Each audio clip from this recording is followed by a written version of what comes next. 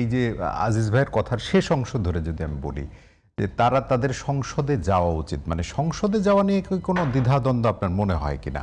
প্রথম কথা, মানে বিরোধী দলের যতটুকু আপনি বক্তৃতা বিবৃতি বা আন্দোলনের কথাও যদি বলে, এনসিপি বিশেষ করে বলছে যে আবারও দরকার হলে রাজপথে নামতে হবে যদি জুলাই সনদ বাস্তবায়ন না হয়।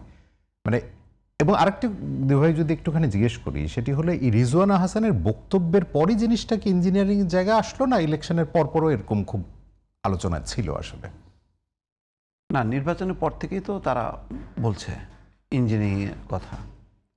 রেজওয়ানা হাসানের এই বক্তব্যটাকে তারা মানে খণ্ডিতভাবে নিজের পক্ষে একটা ইয়ে করছে। আইনের আওতায় যদি আনতেই হয় তাহলে তো ডক্টর মোহাম্মদ ইউনূসকে আনা উচিত, কারণ রেজওয়ানা হাসান হচ্ছে সরকারের একটা পার্ট, অন্তর্বর্তী সরকারের। তার প্রধানকে ডক্টর মোহাম্মদ ইউনূস, তো ডক্টর মোহাম্মদ ইউনূসের ব্যাপারে কথা বলে না কেন?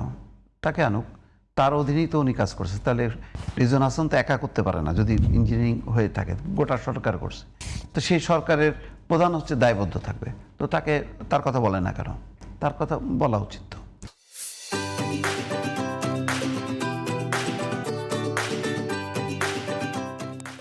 এখন এটা তখন তো নোবেল লরিয়েট না, বলা যাবে না, এই কথাগুলি বলা যাবে না।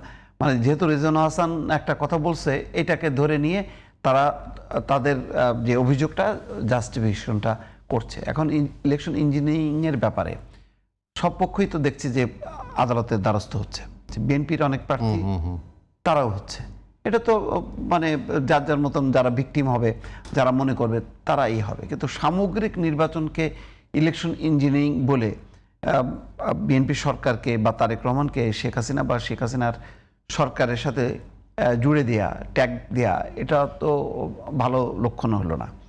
নির্বাচনটাই যদি ইলেকশন ইঞ্জিনিয়ারিং হয় তাহলে তো সংসদ বলে কিছু থাকে না। তাহলে সংসদে কি তারা যোগ দিবে, কি দায়িত্ব পালন করবে, এটা তো প্রশ্নের মুখে। আমার ধারণা যে এগুলি হচ্ছে বিরোধিতার জন্য বিরোধিতা। তারা সংসদের পুরো এটা এনজয় করবে আমার ধারণা।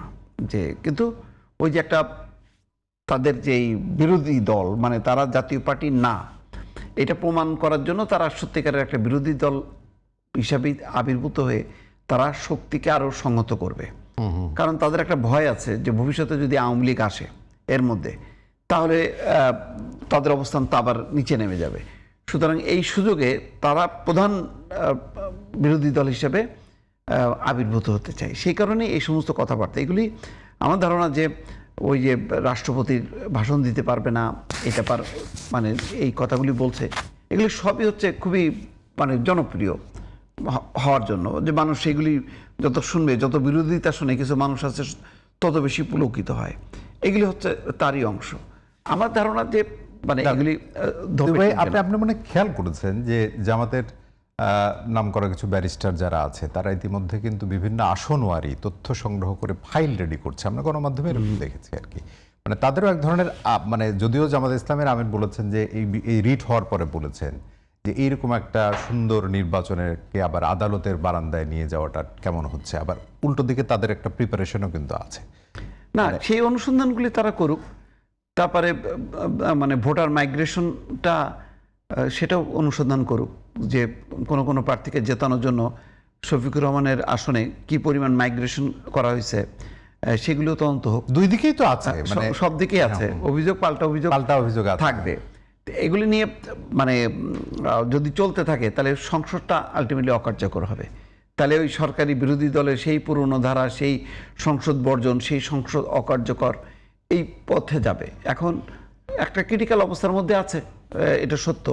এই ধরনের অবস্থানটা খুবই নিন্দনীয়। দুই ভাই আরেকটু এক্সটেন্ড করে যদি আপনার কাছে বলি, মানে যে প্রেক্ষাপটে আমাদের এবারের নির্বাচন হয়েছে সেটি বিশ্ববাসীও কিন্তু জানে আমাদের কোন প্রেক্ষাপটে জুলাই অভ্যুত্থানের পরে, মানে এইরকম অবস্থায় একটি নির্বাচন যেখানে ঐক্যই আসলে মূল জায়গা ছিল ফ্যাসিবাদের বিরুদ্ধে, বিশ্বেই বা কি বার্তা পাবে আসলে এখনই যদি এরকম ঘটনাগুলো ঘটতে থাকে?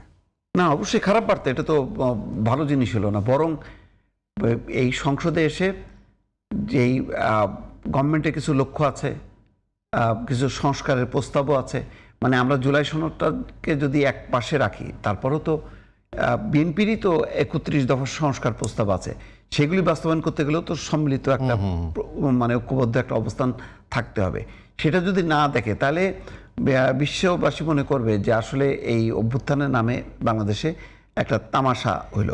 কারণ একই সঙ্গে আমরা যখন নাকি নেপালের দিকে তাকাই, তখন নেপালের গণ অভ্যুত্থানের মানে তীব্রতাটা বা ব্যাপ্তিটা অনেক বড় না হলেও সেটাও তো একটা গণ অভ্যুত্থান, এবং সেখানে একটা গভর্নমেন্ট পদত্যাগ করছে বা পতন হয়েছে, নির্বাচন হয়েছে, সেই পরাজিত শক্তি তারাও নির্বাচনে অংশ নিয়ে সেই পরাজয়টাকেই আসলে জাস্টিফাইড হয়েছে যে তাদের কোনো পক্ষে নেই, বরং জেনজিরা নতুন শক্তির অভ্যুদয় ঘটছে।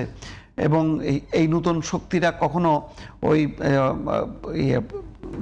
মানিষা কোরেলা, কি নাম ওনার, হ্যাঁ না বালেন্দ্র শাহ, না ইয়ের অন্তর্বর্তী সরকারের প্রধান ছিল, সে হলো সুশীলা সুশীলা কার্কির সরকারের মধ্যে সুশীলা কার্কি কিন্তু বলেছে যে আমরা বাংলাদেশ হতে চাই না। হ্যাঁ, এর মধ্যে তার মানে এটা কি, তার মানে ওখানকার জেনজিদদেরকে কিন্তু ক্ষমতার কোনো স্বাদ পাইতে দেয়নি। বলছে যে জনগণই রায় দেবে, 6 মাস অপেক্ষা করো, নির্বাচন হবে, নির্বাচনে জনগণ যেটা হবে তাই।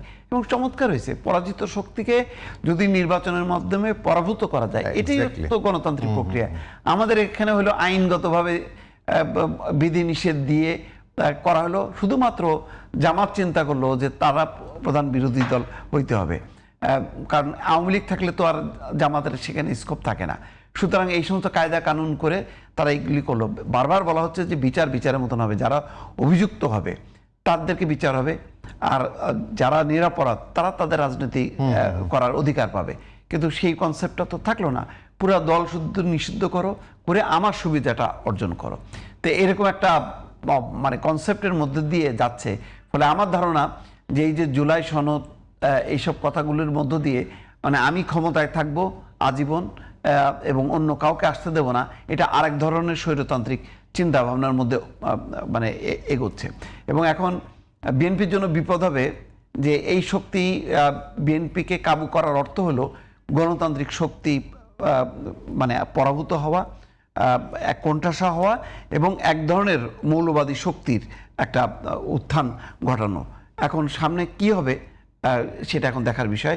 যদি সংসদ ফাংশন না করতে পারে, বাংলাদেশে মানে একদম অবধারিতভাবে একটা মৌলবাদী শক্তির উত্থান ঘটবে, তখন বিপদ হবে সরকারের।